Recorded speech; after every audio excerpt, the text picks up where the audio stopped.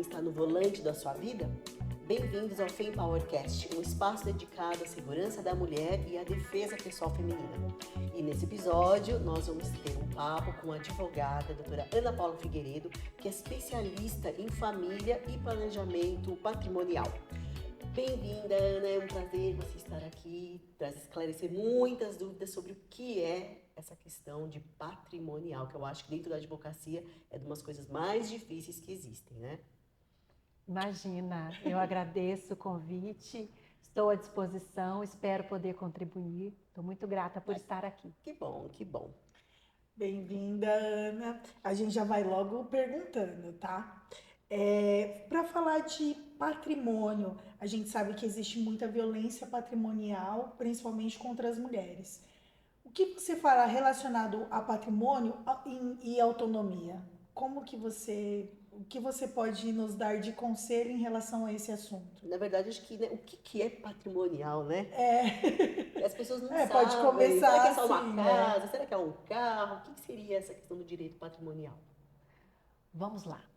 Na medida em que você constitui qualquer tipo de patrimônio, uma casa, um veículo, uma empresa, uma participação societária, cartão de crédito, conta corrente, tudo isso é considerado patrimônio. E na medida em que você não tem total controle sobre tudo isso, alguma coisa pode não estar correta. Você está no volante, né, de todos esses patrimônios, você sabe todo o dinheiro que tem na sua família, você é casada, por exemplo, e você sabe quanto o seu marido tem na conta bancária, você tem acesso a esse dinheiro. Se você precisar fazer alguma coisa, você tem acesso a esse dinheiro ou você tem apenas um cartão de crédito e que se esse cartão de crédito vier a ser bloqueado, você fica sem acesso a qualquer informação. Você é sócia da empresa, você sabe o que acontece nessa empresa? Você toma conta, assina atas, participa das decisões. Então, tudo isso é patrimônio e que vale a pena você estar gerindo, ter informações, ter acesso. Às vezes no sentido assim, eu não preciso controlar, mas eu preciso saber o que está acontecendo. É nesse sentido que você fala, né? Exatamente. Porque às vezes a gente, por exemplo, empresas maiores não tem o controle, né? O marido não assim, às vezes não tem expertise para isso, mas pelo menos a ciência do que está acontecendo. Exatamente. Entendi. Eu acho que é muito importante ter ciência, saber o que está acontecendo, ter algum tipo de gestão sobre isso. Não deixar totalmente na mão de outras pessoas. Eu não falo só marido, pode ser pai, pode ser irmão, pode ser uma empresa familiar. É muito importante que você tenha ideia do que está acontecendo naquela empresa. E eu não falo apenas no sentido de que você desconfie de um familiar. Não é nesse sentido. Penso que decisões mal tomadas, não por consciência, podem acontecer em todas as áreas. Então, se você estiver participando, você tem a condição de dar uma opinião e de evitar possíveis decisões que possam ser erradas. No sentido da prevenção mesmo, No né? sentido da prevenção. É o que a gente fala até, inclusive, de agressão, né? Quando a gente ensina a defesa pessoal, a gente não ensina para que as pessoas sejam agredidas. De maneira nenhuma, a gente não quer isso. Mas que se caso aconteça, é que ela esteja apta a se defender. Eu acredito que o patrimônio é exatamente assim, né? E em que momento que começa? Quando ela casa, por exemplo, em relação a marido, mulher, enfim, relacionamento a dois. Quando que começa essa prevenção patrimonial? Eu acho que à medida em que o casal começa a adquirir bens em comum, né? Mesmo que não estão casados, vivem em união estável, começaram a adquirir bens em comum, isso precisa ter a sua gerência. Os dois precisam gerir aquele patrimônio, precisam estar no comando, né? Comprou um carro em comum, mesmo que o carro fique em nome dele ou fique em nome dela, você precisa entender como funciona. Um carro, por exemplo, ele pode ser transferido sem a sua participação. Então, se o carro estiver no nome do seu companheiro, do seu marido, ele pode vender sem o seu consentimento, sem a sua anuência. Será que isso é legal? É isso que você quer? Mas e aí, é legal? Como é que funciona? Assim, nesse caso, por exemplo, que é muito comum, casal, cada um tem um carro, né, no seu nome. Aí, de repente, ele vende por algum motivo. Ah, eu precisei. Ele teria esse direito, pela lei, tudo bem. Ele tem esse direito, ele pode vender, mas isso precisa ser falado, comunicado, porque a metade daquele patrimônio, se o regime for o da comunhão parcial de bens e aquele veículo tiver sido adquirido após a união, aquele veículo, a metade é do marido e a outra metade é da mulher. Mesmo que esteja no nome só. Mesmo que esteja no nome de apenas um. E se ele vender, por exemplo, contra a minha vontade, depois fica mais difícil de eu conseguir reverter essa situação. É isso, né? Por isso a gente fala de prevenção. Nós falamos de prevenção para que você saiba e entenda quais são os seus direitos, o que você deve ou não assinar, o que é importante você pensar ou não. Agora, depois que o ato já aconteceu, aí são outras medidas a serem tomadas. É porque eu entendo, porque de repente ele faz isso, mas ela fala, mas estava no nome dele, então tudo bem. Mas não, ela precisa saber que ela também teria direito à metade desse patrimônio. Por isso que o conhecimento é importante, né? Exatamente. Para depois ela falar, opa, peraí, agora a gente vai fazer como? Nós vamos fazer como? Vamos comprar outro carro? É. Né? Porque normalmente é isso que acontece. Vende um para substituir por um outro melhor. E isso precisa estar em comum acordo. Né? Ou vai vender para investir em outra coisa, para investir na empresa, para investir em algo que é para os dois. Eu acho que isso precisa estar muito bem alinhado, né? E aí, falando de empresas, né? Quando a mulher às vezes é sócia ou tem uma parte, como que ela pode se precaver melhor nessa questão, nesse âmbito, se for empresarial?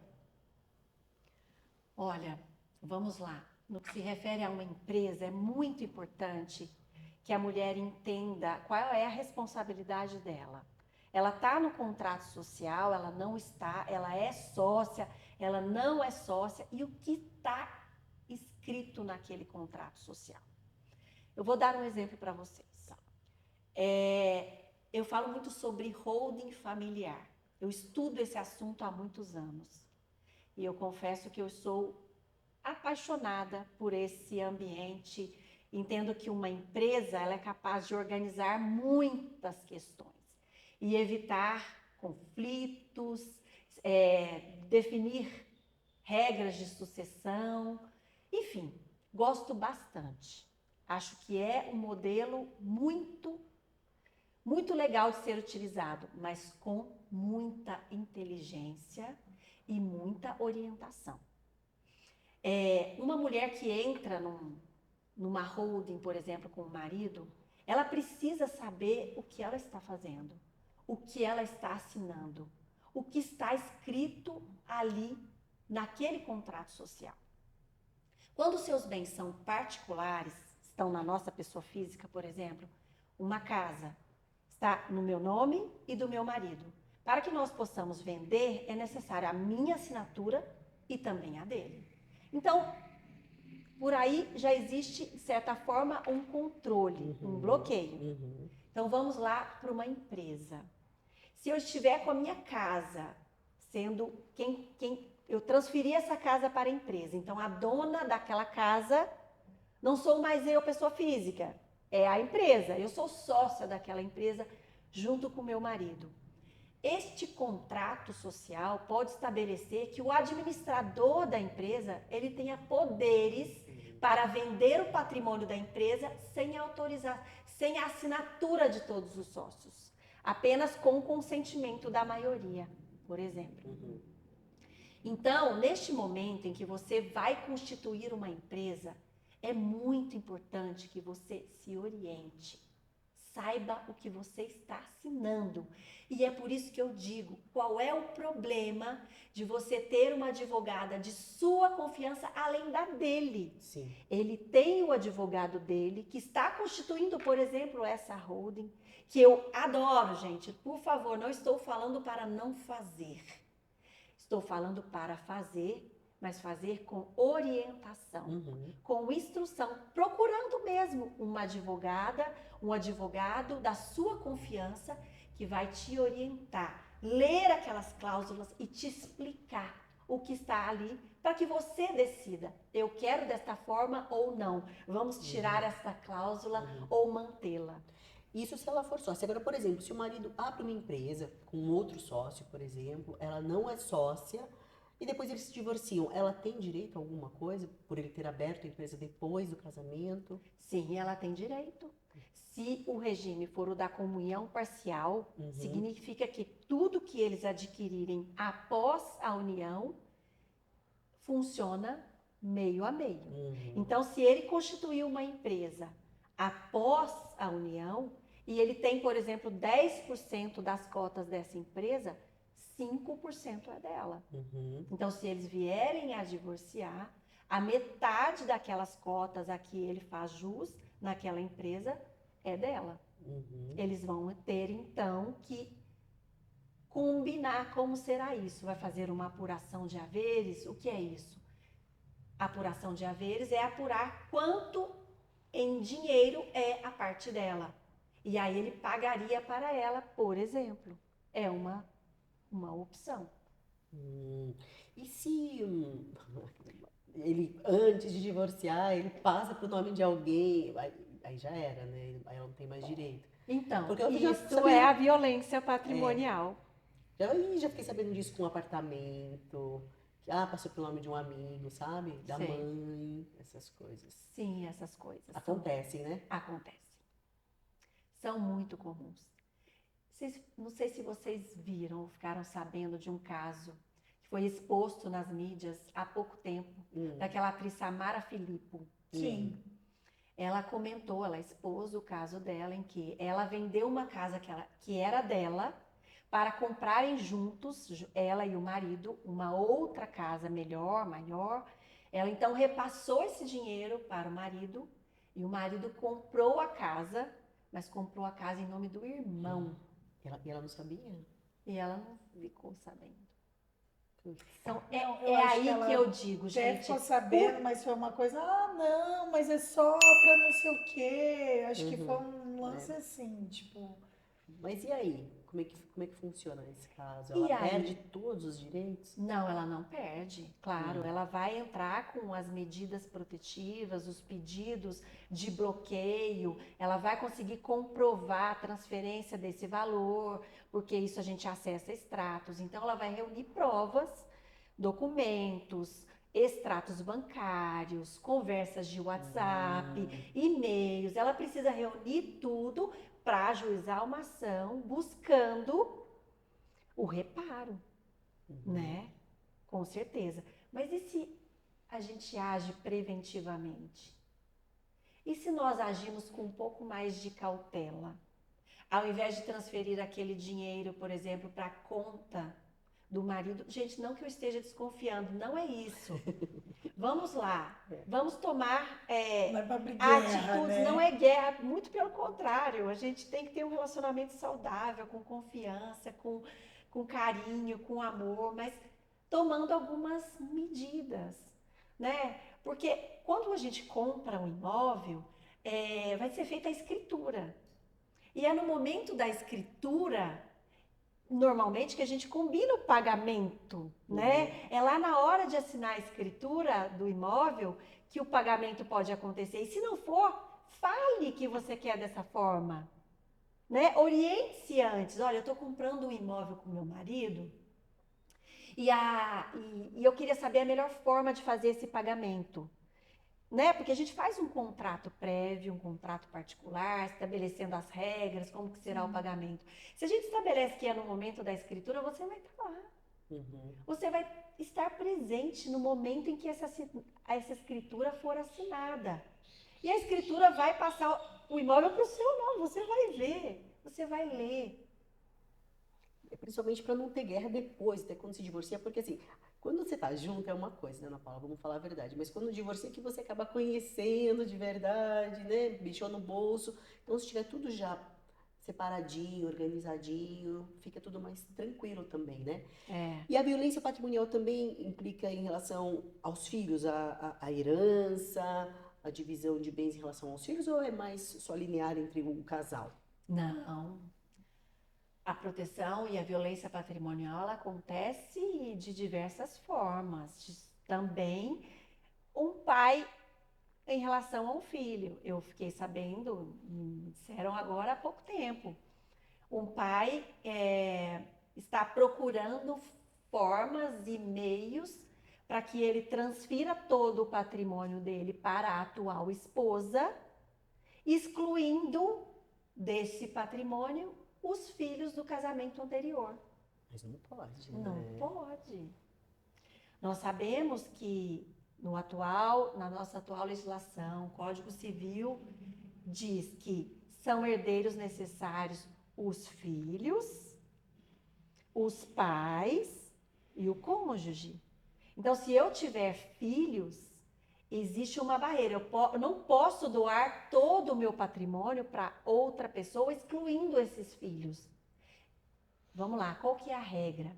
Metade do meu patrimônio é obrigatoriamente dos meus herdeiros necessários. A outra metade é uma parte disponível, que eu posso doar para quem eu quiser, inclusive para um dos filhos apenas. Por exemplo, eu tenho 4 filhos, então eu divido o meu patrimônio em dois. 50% de um lado, 50%. Esse 50% de cá é reservado para os meus filhos. Então, 12,5 para cada um. Certo. Esse 50 aqui, eu posso, por exemplo, doar para esse filho. Mas esse 50% não é do cônjuge? Não, 50 calma, eu dos estou filhos? falando do patrimônio do... sim. Ah. Eu estou falando do patrimônio dele. Vamos lá, se ele é casado, a metade é dele. Certo. E a metade é da esposa. A esposa é meeira, né? Ela já é dona daquele patrimônio. Então, da metade dele, Entendi. da metade dos 50% Sim. que é dele, Entendi. Aí divide-se então em dois. divide-se em 2. Ah, tá. A metade fica preservada para os herdeiros necessários dele e a outra metade ele pode dispor livremente. Eu falo isso quando eu estou doando, quando é um ato de liberalidade. Quando é uma situação em que eu preciso vender, eu tenho total gestão pelo meu patrimônio. Eu posso vender para cuidar da minha saúde, enfim, para torrar o dinheiro para viajar. Então, para vender os imóveis, o patrimônio, não existe essa vedação. Essa vedação existe quando eu for doar os meus bens. Ok? Falando de violência patrimonial, a gente tem ela na Lei Maria da Penha, mas tem na Justiça Comum ou não? Só na Lei Maria da Penha que rege, não sei se é essa a palavra, desculpa a minha ignorância. A Lei da Maria da Penha veio para regulamentar essas situações de forma mais efetiva, de forma mais assertiva. Mas isso sempre foram proteções. Entendi. Né? Existe na Justiça Comum, por exemplo. Sim, existe É porque na a Justiça gente Comum. não ouve isso. Normalmente as pessoas acham que é só... porque a Maria da Penha é só na violência doméstica, né? E às vezes pode estar fora, essa violência patrimonial pode estar fora do seu ambiente doméstico. Que é a questão né? dos sócios também. É da a questão da empresa. comprovação, a simulação, a fraude, todas essas situações que podem ser comprovadas, que estão protegidas pelo Código Civil. O que você falou dos filhos, me fez lembrar uma vez, eu vi até na internet, alguém perguntando para um advogado, que meu pai idoso, ele já está torrando toda a minha herança. E o advogado falou, não, ele está vivo, ainda você não tem essa herança, ele não está torrando a sua herança, ele está usando o patrimônio dele, que ele tem direito, né? Exatamente. O que a gente fala? Não existe herança de pessoa viva. E às vezes as pessoas não entendem bem o que significa isso. O que é herança de pessoa viva? Enquanto eu estiver viva, não existe herança. Eu não tenho nada de obrigação para deixar para ninguém. Então não existe negociação. proteção sobre isso, sobre o meu patrimônio que eu vou ter um dia que eu falecer, né? Então, enquanto eu estiver viva, todos os atos de venda do meu patrimônio, eles são livres. Eu posso gastar da maneira como eu quiser. A vedação é, como eu falei, é para a doação. Na medida em que eu quero fazer liberalidade com o meu dinheiro, eu tenho um bloqueio, até mesmo para proteger. Para falar assim, olha, você tem filhos, você vai doar tudo para uma outra pessoa, né? Então, a lei brasileira proíbe isso. Não é em todos os países que isso acontece. Existem países que não existe essa vedação. Então, a gente se depara com situações, sim, de pessoas, então, que transferem o seu patrimônio para um outro país, fora do Brasil, e assim faz o seu planejamento sucessório sem essas travas da lei brasileira. Isso é possível. E aí, assim, falando de conselho para todas as mulheres que precisam dessa proteção, o que você falaria, assim, tipo, como que nós mulheres, devemos agir para prevenir essa violência patrimonial? Olha, eu diria que nós temos que ser adultas e assumir a gestão da nossa vida de forma presente, sabendo exatamente o que está acontecendo, o que eu tenho, o que eu não tenho. E isso com muito carinho, gente, com muita tranquilidade, sem querer dizer que você desconfia da outra pessoa. Não é isso. É o seu nome, é a sua vida, é você. E eu acho que a gente tem que saber o que a gente tem, os bens que a gente tem, a empresa que nós temos, o nosso papel na empresa que nós temos. Eu acho que nós temos que entender o que está acontecendo. E se nós não somos capazes de entender, se você, mulher, não é capaz de entender tudo, procure ajuda. Procure o advogado de sua confiança. Procure entender o que está nos documentos que você assinou, o que não está. Como proceder em relação àqueles bens que você acha que tem, mas que não tem certeza se tem. Não é? Os documentos, eles são públicos.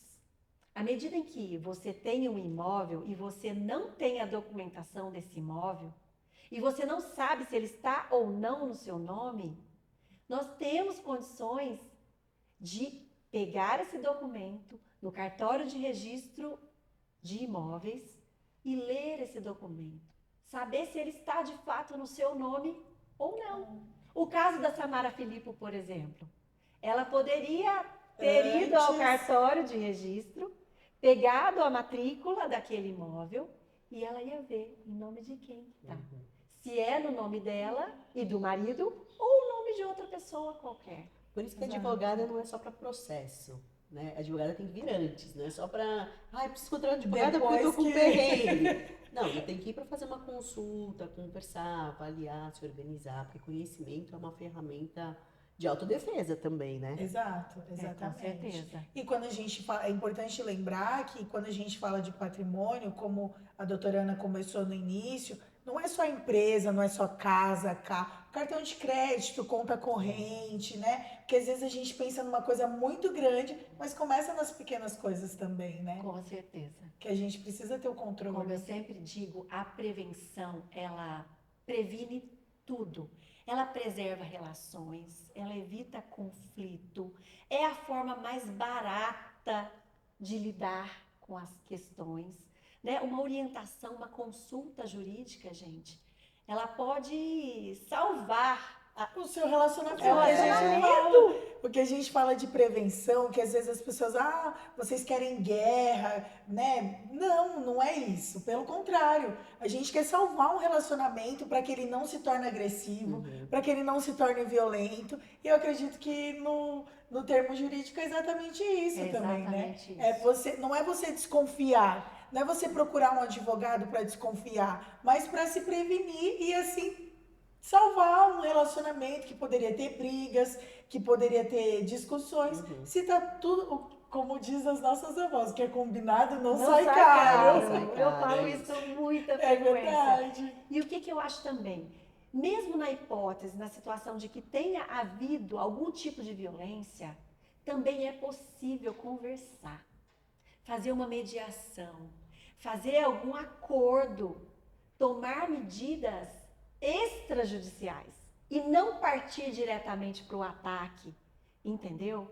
Fazer, contratar um advogado da sua confiança, que venha a conversar sobre aquela situação e fazer um acordo e definir como vão ficar aquelas regras de uma forma mais clara É verdade. e mais fácil e sem muita dor, porque um processo judicial É doloroso. costuma ser extremamente doloroso e causar danos psicológicos,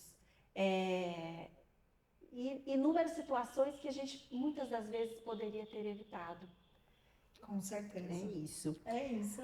Bacana, Ana. Nossa, foi muito importante porque as pessoas têm a impressão de que patrimonial só para quem tem grandes empresas ou muitos patrimônios, e você esclareceu que tudo isso pode ser patrimonial e que é importante se prevenir e consultar um advogado, uma advogada especialista, né? Como você, claro. Com certeza.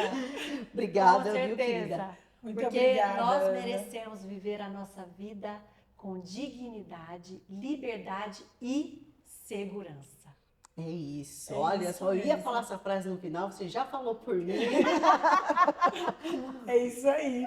Muito obrigada, Ana. Obrigada mesmo por todo o conhecimento. Eu sou sua fã, né? Muito obrigada. Sou cliente fã da Ana, então agradeço muito. E deixa seu arroba, pessoal. Exatamente. Né? Onde que o pessoal te encontra? Claro, me siga lá no Instagram. Meu arroba é Ana Paula Figueiredo ADV. Anote aí, Ana Paula Figueiredo ADV. Me siga que eu faço videozinhos sempre com esse intuito de educar, de transferir o conhecimento, que eu acho que é libertador. Você merece viver com liberdade, segurança e dignidade. Inscreva-se no nosso canal, compartilhe com todo mundo que você conhece e até a próxima.